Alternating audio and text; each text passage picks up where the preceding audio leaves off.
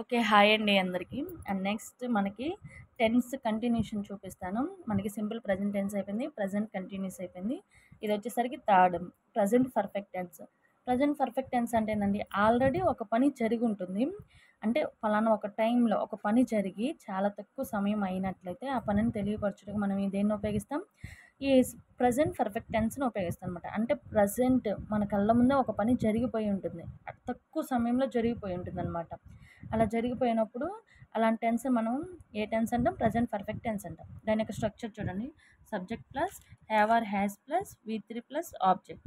Subject plus have or has plus వి3 plus object అనమాట. Have, has helping verbs మనం దేనికి use చేయాలో చూడండి. ఐ, వై, యు, దే ఈ నాలుగిటికి మనం ఏం యూజ్ చేయాలి? హ్యావ్ ఉపయోగించాలి. తర్వాత he, she, it. He, she, it వచ్చినప్పుడు మనం ఏం యూజ్ చేయాలి? హ్యాజ్ అనేది యూజ్ చేయాలి. ఓకే.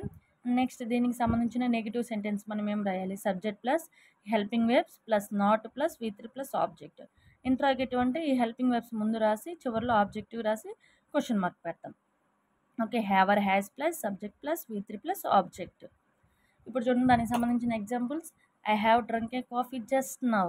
నేను ఇప్పుడే కాఫీ తాగడం అయిపోయింది. అంటే చాలా తక్కువ సమయంలో అయిపోయింది.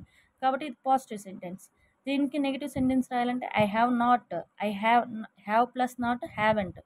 I haven't drunk a coffee just now. ఇది నెగిటివ్ సెంటెన్స్. నాట్ ఉంటే నెగిటివ్ సెంటెన్స్. క్వశ్చన్ మార్క్ ఉంటే interrogative sentence. Have I drunk a coffee just now. నువ్వు ఇప్పుడే కాఫీ తాగావా? ఓకే. ఇవన్నమాట.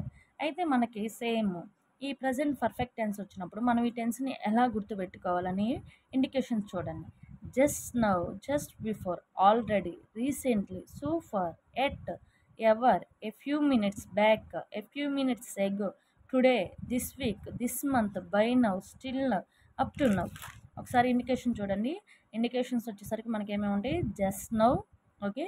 జస్ట్ నౌ మనకి ఇండికేషన్స్ బాగా గుర్తుపెట్టాలి. Just now, just before, already, recently, so far, yet, ever, a few minutes back, a few minutes ago, today, this week, this month, by now, still now. ఇవి కానీ మనకి సెంటెన్స్లో ఉన్నట్లయితే అవి మనకి ప్రజెంట్ పర్ఫెక్ట్ టెన్స్లో ఉన్నట్టు అనమాట. దీనికి సంబంధించిన ఎగ్జాంపుల్ చూడండి. I dash buy a pen just now. Buy వచ్చింది కాబట్టి అలాగే జస్ట్ నౌ ఉంది. అప్పుడు అది ఏ టెన్స్? ప్రజెంట్ పర్ఫెక్ట్ టెన్స్ అనమాట. అప్పుడు ఏం రావాలి? I have bought a pen just now. తర్వాత చూడండి. I dash see Raju this week. This week ఉంది కాబట్టి హ్యావ్ సీన్. తర్వాత she dash paint a picture just now. Just now ఉంటే అది ప్రజెంట్ పర్ఫెక్ట్ టెన్స్ కాబట్టి she has painted A picture just now. ఓకేనా? ఇంతవరకు మనకి ప్రజెంట్ పర్ఫెక్ట్ టెన్స్కి సంబంధించింది అయితే అయిపోయింది. అండ్ లాస్ట్ మనకి ఈ ప్రజెంట్ టెన్స్లోనే ఫోర్త్ టెన్స్ వచ్చేసరికి ప్రజెంట్ పర్ఫెక్ట్ కంటిన్యూస్ టెన్స్ అనమాట. ఇది చాలా ఈజీ. మనకి సిన్స్, ఫర్ ఇవన్నీ వస్తాయి అనమాట. అవన్నీ ఉంటే మనకి అది ప్రజెంట్ పర్ఫెక్ట్ టెన్స్ అని ఈజీగా ఫైండ్ అవుట్ చేయొచ్చు. చూడండి, ఇదేంటంటే గతంలో ఒక పని ఆగిపోకుండా ప్రస్తుతం వర్తమానంలో కూడా కొనసాగుతున్నట్లయితే ఆ పనిని తెలియచేయటకు మనం ఏ టెన్స్ని ఉపయోగిస్తాం? ప్రజెంట్ పర్ఫెక్ట్ కంటిన్యూస్ టెన్స్ని ఉపయోగిస్తాం. అంటే గతంలో ఒక పని ఉంది, ఆ పని జరగకుండా, అంటే ఆ పని ఇంకా ఆగిపోకుండా ప్రస్తుతం ఇప్పటికీ అది కంటిన్యూగా జరుగుతూ ఉంటే అప్పుడు మనం ఈ ప్రజెంట్ పర్ఫెక్ట్ కంటిన్యూస్ టెన్స్ని ఉపయోగిస్తాం అనమాట. దీని యొక్క స్ట్రక్చర్ చూడండి. Subject plus have been or has been plus V1ing plus object. దీని యొక్క స్ట్రక్చర్ ఏంటి? Subject plus have been or has been plus V1ing plus object. ఇక్కడ కూడా చూడండి. ఐ, వై, యు, దే వస్తే have been. He, she, it వస్తే has been. Okay.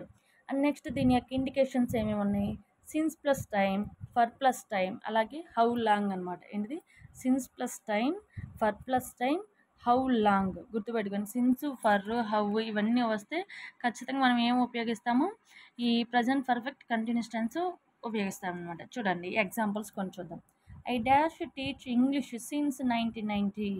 Since వచ్చింది కాబట్టి అప్పుడు ఏం రాయాలి? Have been teaching. తర్వాత it dash rain since morning. ఇప్పుడు ఏం రావాలి? ఇట్ వస్తే హ్యాస్ బీన్ రావాలి. It has been raining since morning. తర్వాత we dash live here for 5 years. 5 years for వచ్చింది కాబట్టి అప్పుడు ఏం రావాలి? We have been living here for 5 years. తర్వాత హౌ లాంగ్ వచ్చినప్పుడు దీన్ని మనము ఇంట్రాగేటివ్ సెంటెన్స్ టైప్లో రాయాలన్నమాట. చూడండి క్వశ్చన్ మార్క్ కూడా వస్తుంది చివరిలో. How long it dash rain here.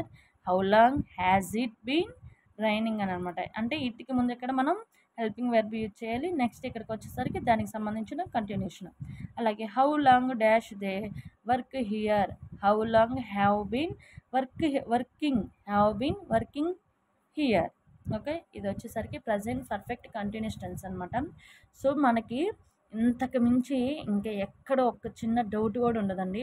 Simple present tense, ఈ ప్రజెంట్ టెన్స్కి సంబంధించిన 4 పార్ట్స్ అయితే అయిపోయినాయి. Simple present tense, present continuous, present perfect tense, present perfect continuous tense.